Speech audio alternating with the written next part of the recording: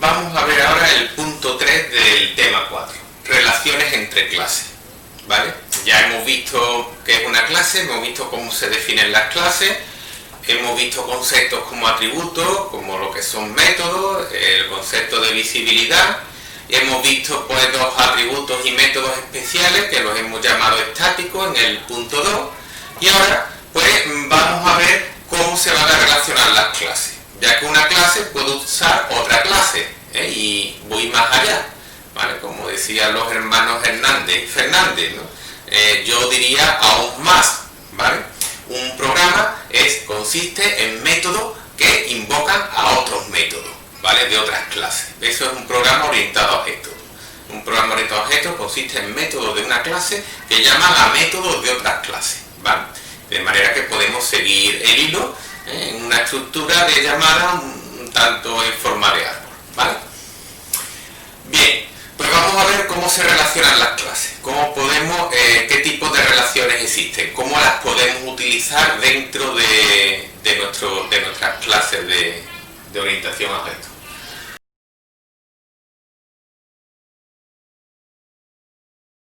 Pues bien, pues para estudiar las relaciones de las clases, las dos primeras que voy a explicar son la relación de navegabilidad y la relación de dependencia. Hay que estar muy atentos porque son dos tipos de relaciones que pueden parecerse pero tienen ligeras diferencias. Bien, la navegabilidad es cuando una clase, decimos de que hay navegabilidad entre dos clases, entre la clase A y la clase B, cuando la clase A hace uso en propiedad de la clase B, contiene, gestiona a la clase B. Es una relación más bien de contingencia, de contenencia, mejor dicho, ¿vale? La clase A posee a la clase B, se encarga de crearla, la gestiona y la destruye. Es como si fuera una relación de posesión, la clase A posee a la clase B. Es el caso típico en el cual nosotros tenemos a la clase B, aparece como atributo, por ejemplo, de la clase A. Sería un ejemplo. Existen dos ejemplos muy claros. Uno es este, ¿vale? La clase B aparece como atributo en la clase A, y luego en el método pues hay un método que se encarga de crearlo, ya sea el método constructor de la propia clase A o ya sea, como en este ejemplo, el uso CB. Aquí en uso CB vemos cómo la propia clase A crea el objeto de la clase B, lo utiliza, lo muestra y termina. Este sería un ejemplo. Otro ejemplo de navegabilidad lo podríamos ver si en vez de aparecer la clase B como atributo de la clase A, nosotros pusiéramos el atributo, pusiéramos la clase B como, ¿vale? Clase B como variable en la zona de variable local o uso local, una instanciación local dentro del método uso CB, ¿vale? Aquí, una vez que termina el método, el objeto CB se destruye, ¿vale? Sería más drástico. En el caso anterior se destruiría cuando se destruye la clase A, aquí se destruiría cuando se termina el método, ¿vale? Este sería pues el otro ejemplo que tendríamos de navegabilidad, ejemplo práctico. Muy bien, vamos a dejarlo como estaba. Ahora vamos al siguiente tipo de relación, la relación de dependencia, ¿vale? Decimos que la clase B, en la clase A, depende de la clase B, ¿vale? Y se representa por una flecha con línea discontinua, ¿vale? Cuando la clase A hace un uso de la clase B. Un uso, pero esta vez no es posesivo, no es un uso posesivo, no es un uso porque es mío, no es un uso porque yo lo he creado, sino que es un uso porque me lo han prestado, ¿vale? ¿Cuándo puede ocurrir eso? ¿Cuándo sucede eso? Pues en un ejemplo típico pues sería cuando la clase B pues aparece en uno de los parámetros o se lo pasa por parámetro a uno de los métodos de la clase A. como vemos aquí en el código. Tenemos aquí el código uso CB, aquí tenemos la clase CB, que me lo pasa por parámetro, y yo pues aquí pues me encargo de establecer un mensaje hola y de imprimirlo. Antes la diferencia con la navegabilidad es que en la navegabilidad pues yo creaba el objeto, ahora yo no lo creo. Ahora yo lo que hago es sencillamente utilizarlo, hacer uso, ¿vale? Otro ejemplo típico de dependencia es cuando hago uso de método estático de una clase, es decir, la clase B va a tener métodos estáticos y yo hago uso de esos métodos, de manera que en esta vez yo tampoco estoy creando la clase B, sino que sencillamente hago un uso de sus métodos, ¿vale? Estático, ¿vale? Quedaría así en el ejemplo. Yo tengo uso CB, este sería otro ejemplo. Como veis, en este caso no se le pasa nada por parámetros, ¿vale? ¿Y qué es lo que hago aquí? Pues hago uso de set MSG de manera estática, ¿vale? A la clase B, sobre la clase B. Fijarse que aquí no he instanciado ni he creado en ningún momento ningún objeto, ¿vale? Pues bien, esa sería la relación de dependencia, que como digo, hace en los dos casos, tanto en la navegabilidad como en la dependencia, en los dos casos hacemos uso, ¿vale?, de la segunda clase, pero la diferencia es que en la navegabilidad nosotros poseemos esa clase, la creamos y la gestionamos, y en el caso de la dependencia, pues esa clase nos viene prestada, ¿vale? Siempre en UML, cuando ustedes veáis que las flechas vienen dadas discontinuas, eso es un signo de abstracción, es un signo de poca concreción, de que siempre hay, por decirlo de alguna manera, es una incógnita que nosotros no controlamos, ¿vale? Eso a algunos puede poner nervioso, pero es así, ¿vale? En la navegabilidad lo tenemos todo muy concreto, ya que yo soy el que lo creo, yo soy el que lo uso y yo soy el que lo destruyo, y en la dependencia pues hago un uso un poco más soft, más ambiguo, ¿vale? A mí me llega un objeto que sabe Dios quién lo ha creado, con qué datos, yo lo utilizo y lo devuelvo, ¿vale? Siempre eso, las líneas discontinuas siempre más soft, más abstracto, ¿vale? Línea continua más hard, ¿vale? Más concreto, ¿vale?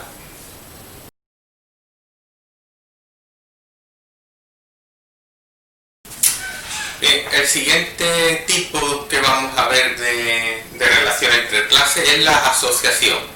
La asociación bilateral o sencillamente se le llama asociación.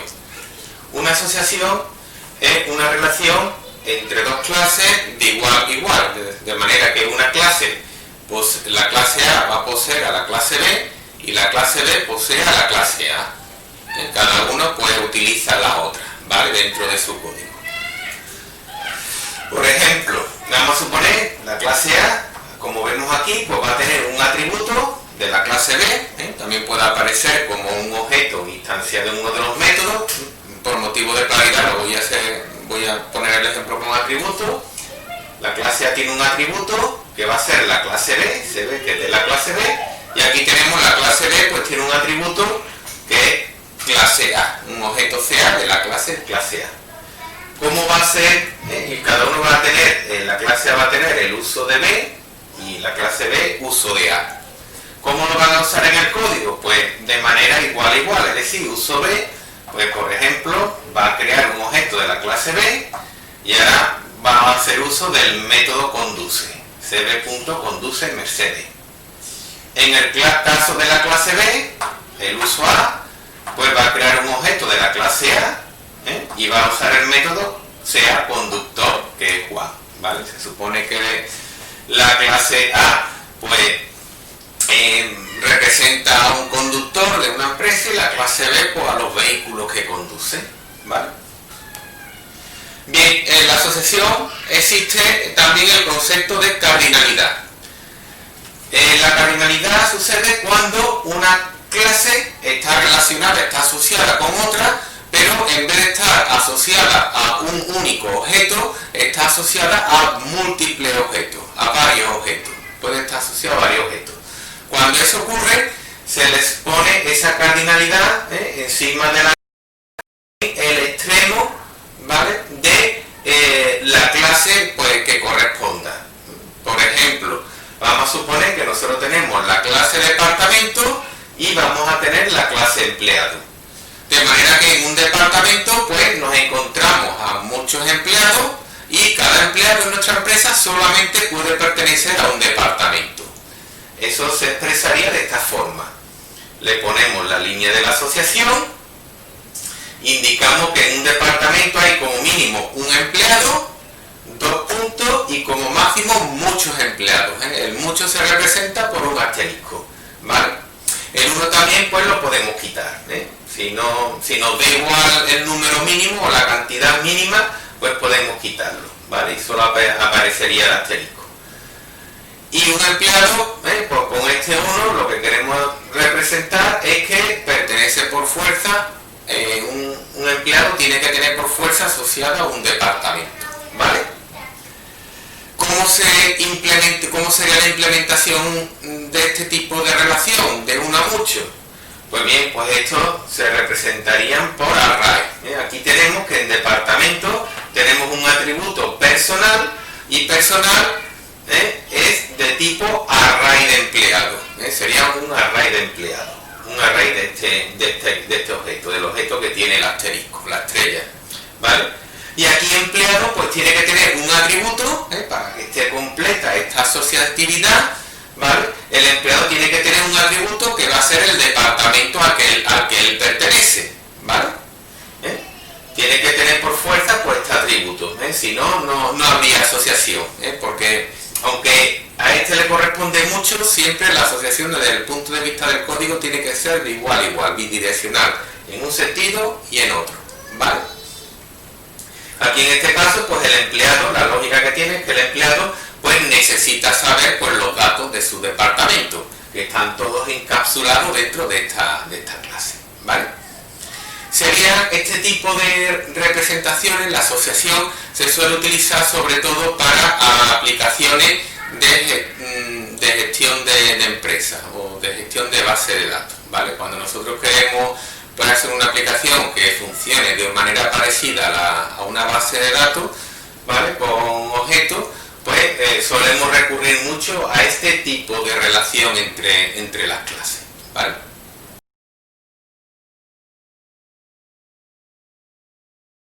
El último par de relaciones que nosotros vamos a ver, pues van a consistir en la agregación y en la composición.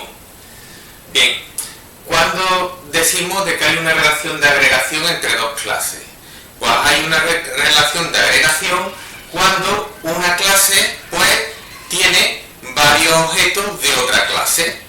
Una tiene pues agregado, tiene a su disposición varios objetos de otra clase, ¿vale? Se representa en el diagrama mediante un rombo blanco con una línea y dentro pues va a tener un atributo o de nuevo un objeto declarado en alguno de los métodos, instanciado dentro de unos métodos, ¿vale? Aquí lo he puesto yo como atributo, de manera que va a ser un array de objetos de la clase B, como vemos aquí, ¿vale? Un ejemplo más concreto, pues por ejemplo, y típico para ver y comprender este tipo de relación de agregación, pues lo tenemos entre el ticket de compra y los artículos que nosotros compramos en un supermercado, ¿vale? Un ticket de compra pues está formado por una lista de artículos, ¿vale? Siempre en esta relación el que tiene el rombo pues va a poseer una lista de cosas del que no tiene rombo, ¿vale? Por ejemplo, en la clase ticket pues tiene un atributo, ¿vale?, que es compra y es un array de artículos, ¿vale? Objeto de la clase artículo, ¿vale? Y por ejemplo el método imprime ticket pues lo que hace mediante un bucle for pues va mostrando artículo por artículo, ¿vale?, para imprimir el ticket, ¿vale?, imprimirlo por la pantalla o por una impresora o por donde sea, ¿vale? Dentro de un bucle for vamos recorriendo cada artículo de mi array compra, ¿vale? Lo voy mostrando. Bien, esto sería la agregación. ¿Ven? La idea es que una clase contiene una lista de otra clase, de objetos de otra clase, mediante un array. ¿Vale? Siguiente tipo de relación, la composición. La composición es muy parecida a la agregación, ¿vale? De hecho es una agregación, pero tiene una relación de existencia, ¿vale? Es decir, la clase A pues va a contener un conjunto, una serie de objetos de la clase B, como teníamos en la agregación, pero ahora tienen que existir, si faltara algún objeto de la clase B en la clase A estaría incompleta, ¿vale? Añadimos esa restricción, es decir, la clase A tiene muchos objetos de la clase B, pero si le faltara alguno, pues estaría incompleta, ¿vale? De manera conceptual, conceptualmente hablando. La diferencia entre uno y otro es una diferencia conceptual, es una diferencia del contexto que nosotros estamos trabajando. Un ejemplo típico de composición, pues lo tenemos en la clase facturación 2020. Vamos a suponer que la clase que contiene el rombo es la clase facturación 2020. Y lo que va a contener son varios objetos de la clase factura, que es la clase que no tiene el rombo. Aquí tenemos factura, mi array facturas, es un array de factura, que van a ser una clase de las que no tiene el rombo, ¿vale? Entonces, si yo quiero calcular el total facturado, que me creo una variable total, ¿vale? Que le inicializo a 0 y ahora voy recorriendo todas las facturas de mi array de factura y las voy sumando, ¿vale? Voy obteniendo el importe y lo voy acumulando y devuelvo el total, ¿vale? ¿Qué diferencia hay entre esto, entre la composición y la agregación? Pues que aquí en la composición, si ustedes os dais cuenta, aquí no puede faltar ninguna factura, ya que si no el total facturado pues sería incompleto, me faltaría una factura, ¿vale? En cambio en el ticket, si en un ticket falta un artículo, ¿vale? Pues el ticket continúa siendo un ticket, ¿vale? Seguiría siendo un ticket, tendría otro valor, pero seguiría siendo un ticket, ¿vale? En el caso de la facturación en la composición, si faltara una factura del año 2020, ¿vale? Ya sería incompleta esa facturación sería errónea, ¿vale? ¿De acuerdo? No existe esa relación de existencia, ¿vale?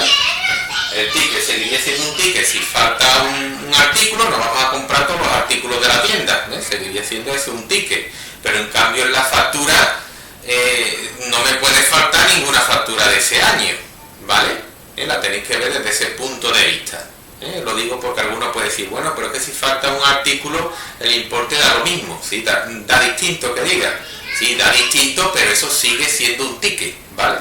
En cambio en el caso de la facturación, de 2020, si falta una factura, eso no sería una facturación de 2020, ¿vale? Estaría incompleta. Ese es por decirlo de alguna manera, la sutileza entre lo que sería la composición y la agregación, ¿vale? Otro comentario que cabe mencionar aquí, pues sería la diferencia entre la asociación. Muchas veces pues se tiende también a confundir lo que es la asociación con la agregación o la composición, ya que todos ellos se implementan con array, ¿vale? Acordarse que en la asociación, en la clase B, tiene que aparecer, tiene que contener también un objeto de la clase A, ¿vale? Aquí no aparece ese objeto, ¿de acuerdo? Aquí hay como una especie, como una subordinación, ¿vale? La clase B está subordinada de alguna manera a la clase A, como si fuera de otra categoría, ¿vale? Pues bien, pues eso sería otro caso de ejemplo, otro ejemplo que podríamos ver en la composición, sería el caso, también un caso típico que se suele decir, el caso de la clase libro. Supone que la clase A es la clase libro y la clase B es la clase capítulo, ¿vale? A un libro no le puede faltar un capítulo, si le faltara un capítulo, ¿vale? Pues el libro estaría incompleto. Sería, pues bueno, pues otro ejemplo de clase de composición, ¿vale? De nuevo, y ya por último, con esto termino, comentar el tema, el detalle, ¿vale? De que en la agregación el rombo es blanco y en la composición es negro, ¿eh? Siempre lo blanco o lo discontinuo significa, como comenté antes, soft, ¿vale? Algo más general, ¿vale? La agregación, una clase tiene varios objetos de otra clase, pero bueno, de una manera más abstracta, ¿no? Puede ser de cualquier manera, ¿vale? Cuando nosotros ponemos líneas continuas o negro, eso significa concreción, ¿vale? Es decir, la clase A tiene varios objetos de la clase